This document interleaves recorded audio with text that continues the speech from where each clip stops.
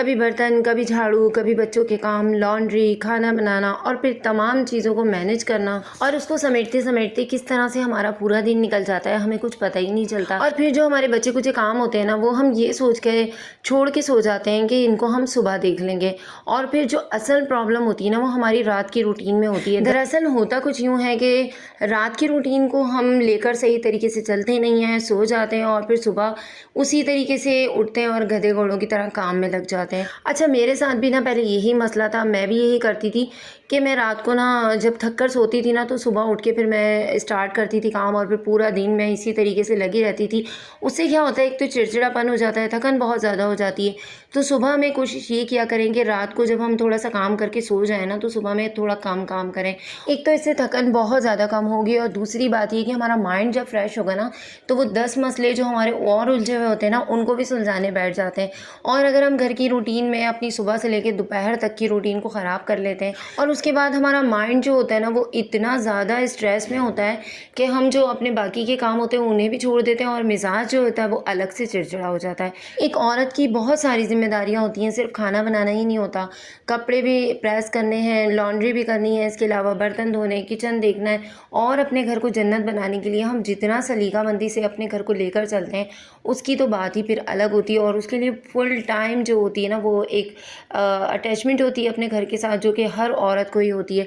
तो मैं क्या करती हूँ कि जब मुझे कहीं जाना होता है ना, उससे 1-2 दिन पहले ही मैं अपने कपड़े वगैरह प्रेस करके रख देती हूँ।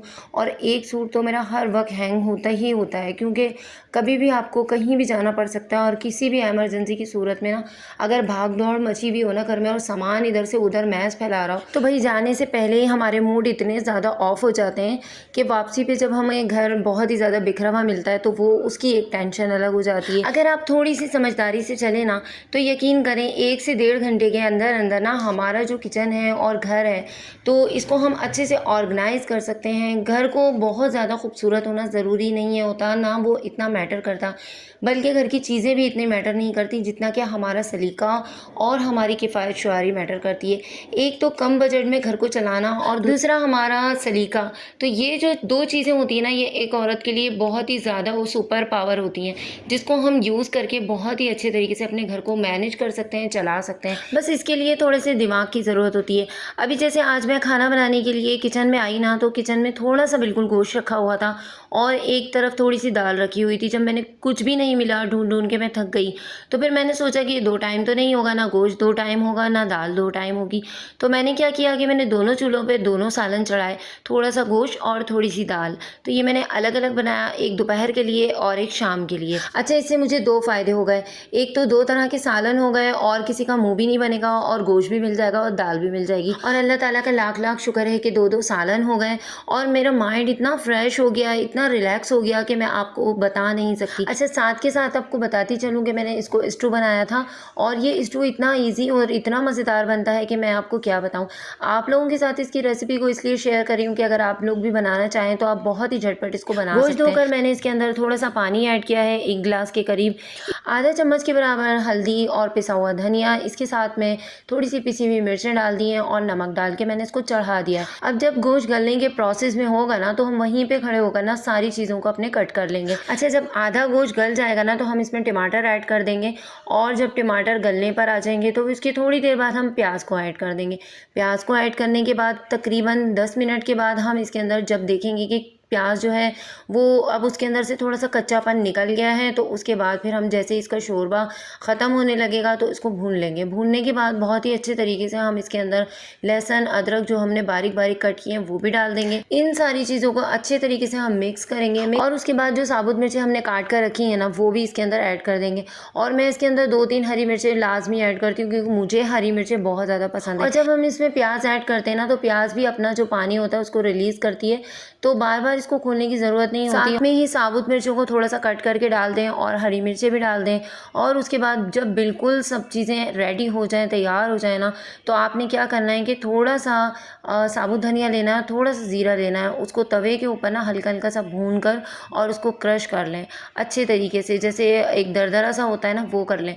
और उसके बाद फिर वो दम पर आप ये दोनों चीज़ें इसके अंदर डालनी है, तकरीबन 1 चम्मच के बराबर। ये तो डालना है बिल्कुल दम पर और इससे टेस्ट भी बहुत अच्छा आता है और खुशबू भी बहुत अच्छी आती है सालन में से। अच्छा, हमने एक चीज़ ना मिस कर दी, आपने जब गोश्त चढ़ाना है ना तो उसमें खड़ा मसाला आप लोगों ने ज़्यादा डालना है, जैसे कि काली मिर्च हो गई, लौंग हो गई, दालचीनी की लकड़ी हो गई, ये सब चीज़ें आप लोगों ने शुरू में गोश्त के साथ ही चढ़ा देनी है। मैं पहले भूल गई थी, तो इससे बहुत ज़्यादा अच्छा फ्लेवर आता है। और जब सालन बिल्कुल रेडी हो जाए ना तो लाजमी आप लोगों ने उसके अंदर भुना कुटा ज़ीरा और धनिया डालना है, और उसके बाद फिर आपका दिल चाहे तो आप सब्ज़ वाला धनिया भी उसके अंदर डाल दीजिएगा। मैं नहीं डालती क्योंकि मेरे बच्चों को पसंद नहीं है। तो आपने इसकी भुनाई अच्छे से करनी है, और अगर आप चाहें तो हल्का सा पानी कर लें, वरना तो इसमें पानी नहीं होता, ये बिल्कुल भुना हुआ बनता है। तो अभी मैं वो आपको दिखाऊंगी, वो बिल्कुल रेडी होने वाला था, तो सोचा कि मैं किचन में ऐसे ही खड़ी हूँ। आलू मंगाए थे मैंने रात को, तो आलू को मैंने वॉश किया। वॉश करने का फ़ायदा ये होता है कि जब हम आलू को पील ऑफ कर रहे होते हैं ना, तो उसके अंदर जितनी भी मिट्टी और जितना गंद वगैरह लगा हुआ होता है ना, वो हमारे हाथों को बार बार गंदा नहीं करता। और साथ में टमाटर लेकर आए थे हस्बैंड, वो भी मैंने साथ में वॉश कर लिए थे। अच्छा, इस काम में ना 5 से 10 मिनट लगते हैं, लेकिन बिलीव मी, जब हम फ्रिज में से कोई भी चीज़ निकाल कर यूज़ करते हैं और वो साफ़ सुथरी होती है ना, तो दिल को बड़ा सुकून मिलता है उस चीज़ से।